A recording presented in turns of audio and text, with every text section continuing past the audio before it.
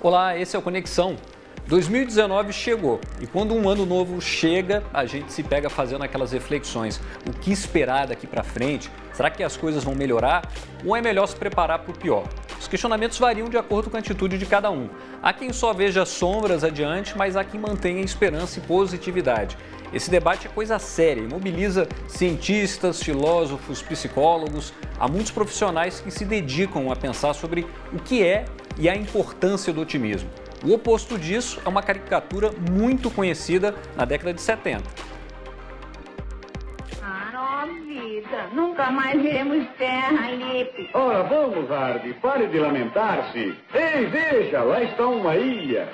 Oh, ela deve estar cheia de canibais. Oh, vida, oh, azar. Fugindo dos lamentos da Iana Hardy, que a gente abre o Conexão. Aqui comigo está a analista comportamental e terapeuta integrativa, Andrea Murgel, a psicanalista Flávia Strauch e a geriatra Silvia Lagrota, especialista em medicina de estilo de vida, médica em estilo de vida. Muito obrigado pela participação aqui no Conexão. É bom a gente fugir da Iana Hardy, né? Essa coisa do ó vida, ó azar, pelo amor de Deus, né? Mas aí eu pergunto para vocês, qual que é a atitude otimista, de uma pessoa que tem otimismo? Posso começar? Pode começar. Segundo o que eu entendo do otimismo, né, são pessoas que mesmo quando não são frustradas ou têm algum fracasso, elas conseguem ir adiante. Agora não deu certo, mas eu posso, no futuro ou numa outra tentativa, eu vou conseguir. Enquanto o pessimista acha sempre que haverá obstáculo, como a gente acabou de ver no desenho agora, né? Ó céus, a vida, o azar. Então, eu penso que é essa a diferença. Mas, por outro lado, eu também penso que a questão do otimismo, a gente tem que ter em conta que, em ser muito otimista, é negar a realidade. Que isso é importante a gente ter em mente que é necessário você poder ter, né, a esperança, porque o otimismo está junto da esperança, mas, por outro lado, a gente tem que ter o cuidado de não achar que não, vai dar tudo certo. Não, não vai dar tudo certo. E nem sempre, e não é para dar e não dá mesmo. A vida não é assim, né? Eu acho que a gente tem que pensar sobre isso. O que, que vocês pensam? Eu concordo em gênero e grau. Eu acho que eu digo muito para os meus pacientes e para a minha página que ninguém pode pensar positivo 24 horas da vida. Essa exigência da sociedade, você não pensou positivo, então por isso que você não conseguiu. É exatamente o que a Flávia falou, a vida não é assim. Nós temos momentos tristes, momentos reflexivos, uma vida louca, questionamentos, e não podemos ser positivos 24 horas, mas seria uma coisa até meio doida, seria, né, de se over, pensar, né? Mas você sabe que isso causa uma reação nas pessoas. Puxa, eu não pensei positivo, então eu não consegui aquele trabalho. Eu percebo muito isso, sabe? Ou acreditar que pensando positivamente vai conseguir. Vai conseguir, o que você falou, talvez não vá. Né? Eu acho que o otimismo é exatamente a resiliência. Isso, você ser resiliente, é você saber cair, levantar, não, putz, cair de novo, levanta de novo, cai de novo, levanta de novo. E para mim, o otimismo é a resiliência humana. E Silvia, a gente está falando aqui de uma atitude mental, né, de um estado psicológico. Agora, do ponto de vista físico, quais são os sinais de uma pessoa otimista? O otimismo está diretamente ligado ao sistema nervoso autônomo. 85% da nossa comunicação com o mundo ela é feita na linguagem corporal. Né? A gente não tem o controle da nossa saúde, do controle racional. Sim. O controle do nosso sistema nervoso autônomo, ele vem diretamente de como a gente olha a vida. Então, se você olha a vida de uma forma negativa, a possibilidade de você adoecer é muito maior de uma pessoa que vê a vida de forma positiva. E isso é tão crítico que está ligado a uma relação chamada de variabilidade cardíaca, que é a capacidade de você conseguir manter seus pensamentos positivos e controlar o ritmo do seu coração, o ritmo de vida, mais do que qualquer outra coisa. Então, quando você cria pensamentos negativos, É como se você pegasse o dinossauro, a diversidade da vida, e dormisse com ele, criasse jaulas no pensamento e os seus estímulos. Porque quando você está no instinto de pessimismo, de defesa, você está com a sua pupila dilatada, seu coração está batendo muito rápido, você não tem boca seca, seu olho está seco, você não consegue controlar seu intestino. Então, o que a gente vê hoje é as pessoas não sabendo lidar de forma positiva com as adversidades, porque a adversidade desde a pré-história. Antes eram os dinossauros, escassez de comida, as pessoas tinham epidemia de fome, a gente não conseguia comer. Depende da diversidade. E aí, a gente não consegue lidar, né? Quais são as ferramentas que a gente pode lidar com as adversidades do dia a dia? Sim. Né? E aí isso está impactando direto no nosso sistema nervoso autônomo, que impacta direto nas nossas funções biológicas, como funções vitais, renais, de pensamento e da frequência cardíaca, direto, e respiração. Agora, vocês acham que isso pode ter alguma coisa a ver também com a cultura que a gente vive hoje, que é uma cultura de imediatismo para as coisas? E aí, na seguinte medida, quando eu não vejo as coisas acontecendo na velocidade que eu gostaria que acontecesse, e lembrando que a gente está marcado por essa coisa do imediatismo, essa frustração pode dar espaço para uma postura mais pessimista na avaliação de vocês? Eu penso que sim, e uma das questões que eu acho que a gente precisa ter em mente o tempo todo na atualidade é justamente poder ir desacelerando um pouco, né? No sentido de poder utilizar o tempo de uma forma que seja eficaz e satisfatória. Porque o que está acontecendo é o seguinte, nós estamos vivendo um momento de muita disputa, né? As pessoas estão o tempo todo competindo. Eu quero mais. Até hoje mesmo estava conversando com um paciente que estava falando disso. Quer dizer, será que a gente precisa de tudo que nós temos? Né? A gente precisa pensar, e o que nós não temos e que a gente não se dá conta e sofre porque não tem. Então, eu penso o seguinte, a questão na atualidade, que eu penso que é mediática, né, Instagram e tudo mais, as pessoas, ninguém, está proibido de falar de tristeza, de sofrimento, de dor. É uma obrigação quase que moral de ter uma vida perfeita, não combina nada com a realidade, porque aí você liga a televisão para assistir um programa, você só tem notícias trágicas. Mas na hora que você vai se fotografar, fazer seu selfie, botar no Instagram, todo mundo maravilhoso, quer dizer, o que é isso? Que negação é essa da realidade? Não é ficar só na tristeza, no sofrimento, mas poder fazer esse balanço aí, né? Ter um entre o pessimismo e o otimismo. Eu acho que aí entra a realidade, que é dura, mas também é muito sério, tem muitas coisas que você pode mudar. Exato. Na realidade, não é? E aí entra essa questão da análise comportamental, do indivíduo saber quem ele é, quem você é, né? Qual é o seu objetivo? O que você realmente almeja na sua vida? Porque muitas vezes aquilo que ele quer ou que ele objetiva não combina com ele, Isso. não é dele. Uhum. Então, ele precisa entender, através de uma análise mais profunda, quem é ele, né? Quem é esse ser humano? As pessoas estão muito perdidas. E na terapia integrativa, a primeira pergunta é essa: quem é você?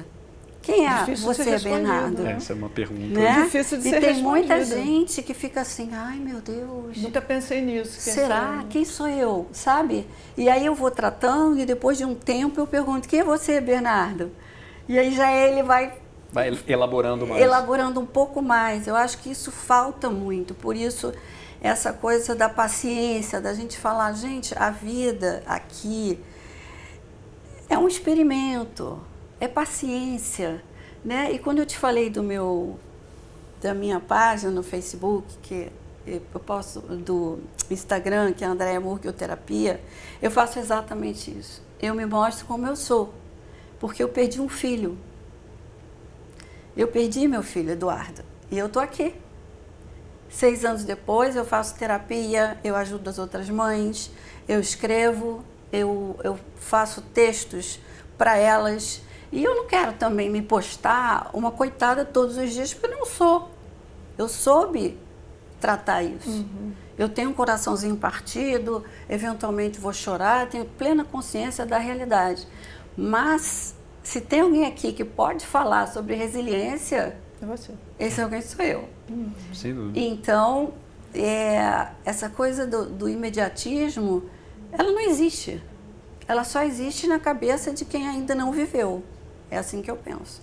não aprendeu o que é a vida. Entende? Primeiro, meus sentimentos pela sua perda, eu não tinha muito conhecimento. Obrigada, porque é só isso que a gente precisa ouvir. Com certeza. Obrigada. E aproveitando também que a gente está nesse momento, né, de um ano novo que chegou, vocês acham que esses períodos eles trazem esses questionamentos também? Muita gente procura o consultório, Silvia, querendo um novo hábito, um novo estilo de vida. O final do ano ligado, e como a Flávia colocou muito bem, na verdade é culturalmente. A gente vive de acordo com a nossa sociedade. Então, quanto mais doente a sociedade, mais homogênea a gente está integrada a ela, mais doente a gente está.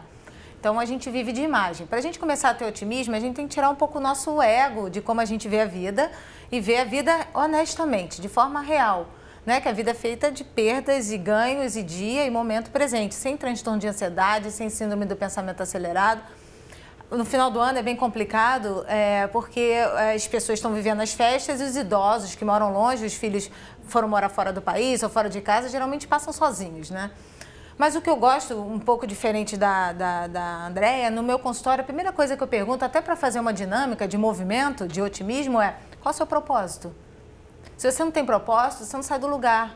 Você pode ter tudo na vida, tudo. Se você não tem consciência é o primeiro passo para você se curar. Você está no momento presente e fala, olha, eu tenho esse momento hoje, amanhã eu não sei o que pode acontecer e o passado já passou. Mas então, para ele saber o propósito, ele tem que saber quem ele é. E aí, o que acontece? Que eu sempre faço e aí eu pergunto, qual o seu propósito, né? O que você quer da sua vida? Qual o seu legado você quer deixar? Aonde você se encontra nisso? Então, primeiro, a gente dá ferramentas para essa pessoa, porque apesar das pessoas estarem muito perdidas, elas também não têm... Eu vim conversando hoje, né? Quando eu estava vendo, até com o táxi que eu peguei para vir para cá, eu estava conversando com ele e eu falei, poxa, a gente aprende coisas na nossa vida que vem já de família. Nem sabe, a gente começa a agir de acordo com nossos pais. Então, se a gente vive numa malha energética, porque a gente vive, e se a gente vive com pessoas pessimistas, a tendência é muito alta disso acontecer. Até existe, existem estudos já validados cientificamente de que nós estamos embaixo da mesma malha energética. Então, se você conhece uma pessoa que é pessimista, se você é amigo de alguém pessimista, você tem 50% de chance de se tornar pessimista. Isso é provado cientificamente. Começar com ó céus, ó vida. Exatamente. Eu penso que amigo, eu não sei se amigo eu já acho um pouco difícil. O que eu penso, e os estudos de psicanálise mostram isso, relação mãe-bebê, ou que não seja mãe, mas o cuidador daquele bebê, os vínculos que são feitos naquele momento, aliás, antes desse bebê ser engendrado, a gente já tem a questão transgeracional que você passa para a criança e, inclusive, dentro dessa passagem, vamos dizer assim, né, transgeracional, que a gente tem duas possibilidades, né, que é a intersubjetiva e a outra que é só trans, que é passado sem que a criatura que recebeu. É como uma herança, como quem herdou, genética. Né? Quem herdou não pôde elaborar, porque isso foi passado de uma forma muito bruta ou em bruto para aquele indivíduo que chegou ao mundo. Ele vai ter atitudes que, mesmo que você pergunte quem você é, que daí a 2 meses você pergunta, e agora como é que você está? Ele não vai saber responder. Porque é importante que você possa ir conversando com a pessoa e levar em conta o inconsciente, porque ele não sabe porque ele tem as atitudes que tem, ele não sabe porque ele está paralisado no mundo, ele não sabe porque que ele tem tudo, mas não está feliz. Então, a gente precisa... Então, essa questão da transgeracionalidade, ela é muito importante e começou esses estudos com os argentinos, a Janine Puget e o Berenstein, e hoje em dia a França também faz muito esses estudos, que é muito interessante, porque na medida em que você consegue, as famílias, né, conseguem sentar com seus herdeiros e dizer para eles, olha, papai e mamãe sofreram tais e tais histórias, a história do vovô, a história do bisavô. Então, aquele ser pode ou não, vai depender dele, mas ele está tendo a possibilidade de transformar essa história, ele não tem que repetir a história. E assim, é muito comum, pelo menos assim, na minha família eu vi isso muito acontecer, das pessoas evitarem a falar sobre coisas do passado, é uma nuvem de fumaça. Tudo ser muito velado nas famílias, né? Mas eu sempre digo que o não dito vira maldito. Eu digo tudo, falo tudo e minha família fala tudo, graças a Deus. Mas é engraçado, eu não conheço tanta gente pessimista, assim, céus, dia, eu não conheço isso. Eu conheço pessoas tristes, deprimidas, pessoas que se acham fracassadas ou pessoas que perderam seus filhos, porque aí não tem ninguém que vai entender, a não ser quem também perdeu, a nossa dor, enfim, os efeitos físicos ou não. Essas pessoas não são pessimistas. Essas pessoas foram atingidas por um furacão que cortou elas no meio e elas têm que sobreviver, né? Você sabe que eu Então, acho que eu pessoas acho que que- sofreram como você está trazendo, Eu acho dificilmente que- elas ficam Não pessimistas. são pessimistas. Porque elas não justamente são. a vida obriga, faz ela lidar com aquela dor e busca uma força que não sabe de onde. Uma força né? que vem. Mas, Agora, o pessimista é um pouco diferente é disso. engraçado, eu Não não tenho necessariamente. nenhum paciente pessimista. É engraçado. Não necessariamente o pessimista sofreu uma dor tamanha. Eu vou interromper rapidinho o nosso papo aqui, porque eu quero trazer mais um ponto de vista para a nossa conversa, mas a gente vai seguir falando sobre isso, destrinchando esse abacaxi aí. O filósofo contemporâneo Luiz Felipe Pondé também refletiu sobre ser otimista no canal dele no YouTube. Ele respondeu a pergunta: o otimismo é brega? O otimismo é brega? Vamos falar sério disso. Não, a priori não. Na filosofia, assim como não só na filosofia, na literatura, há muitos séculos a ideia de que se você é uma pessoa que entende melhor as coisas, se você é mais informado, se você é mais sensível e percebe como é o mundo, você não vai ficar rindo por aí. Porque quem ri seria ignorante, né? No sentido de que uma pessoa que sabe das coisas não consegue ser feliz desse jeito. Então eu acho que há uma certa desqualificação da alegria manifesta na história da literatura e da filosofia, muito associada à ideia de que o conhecimento leva a alguma forma de melancolia. E nesse sentido, o otimismo não seria brega. Nesse sentido, o otimismo seria simplesmente um estado de espírito em que você ri muito porque você é ignorante, porque você não sabe o que está à sua volta. Uma outra coisa é o otimismo, digamos assim, associado ao que eu chamaria de palestras motivacionais. Isso é brega, né? Eu acho isso brega. Primeiro porque você vai fazer essas palestras normalmente para pessoas que têm uma vida muito difícil no trabalho, às vezes já estão lá pela metade da vida, sabe que não vai acontecer nada de grandioso mais, e você vai lá e fica falando para essas pessoas que tudo é lindo, que vai dar certo, que a vida é quebra de paradigmas, e se você conseguir assumir os novos paradigmas, ou seja, se você tiver 55 anos, vai conseguir viver como um milênio de 25, certo? Que é uma grande besteira. Então, nesse sentido motivacional, eu acho muito brega. Eu acho o otimismo brega, principalmente quando ele está associado a palestras e livros de autoajuda. Não acho o otimismo brega como experiência na vida. Pelo contrário, eu acredito que em alguns momentos, se você não tiver um pouco de esperança, se você não tiver um pouco de confiança, se você não tiver um pouco aberto para a possibilidade de que a vida não seja a repetição do mesmo, a repetição da incapacidade, a repetição da impossibilidade, a vida simplesmente se torna insuportável. Eu vou trazer essa pergunta aqui para o estúdio agora. Quando o paciente chega lá com esse excesso de otimismo e não está fazendo contato muito com a realidade, nesse sentido, o que vocês acham?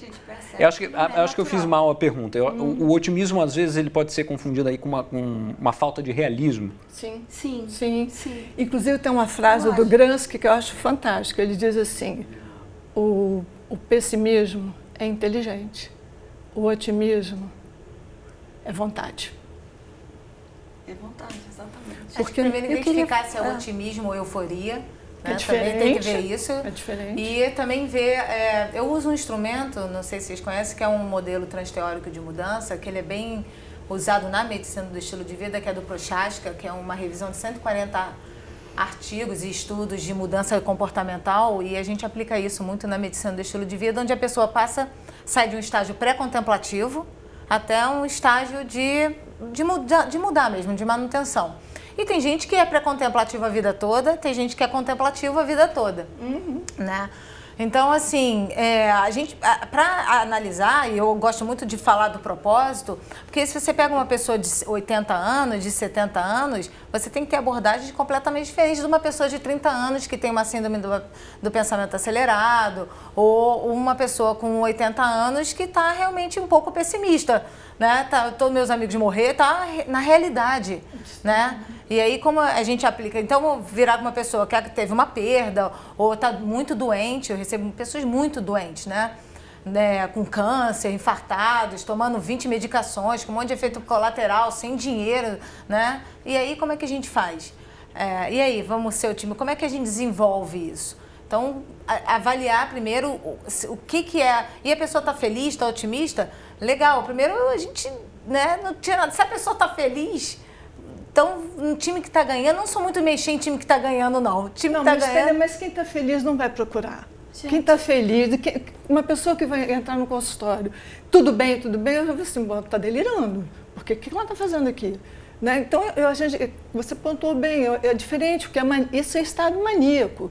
É muito diferente você estar feliz porque conquistou uma meta, alcançou alguma coisa que você planejou, você se organizou, pôde alcançar aquilo, é completamente diferente.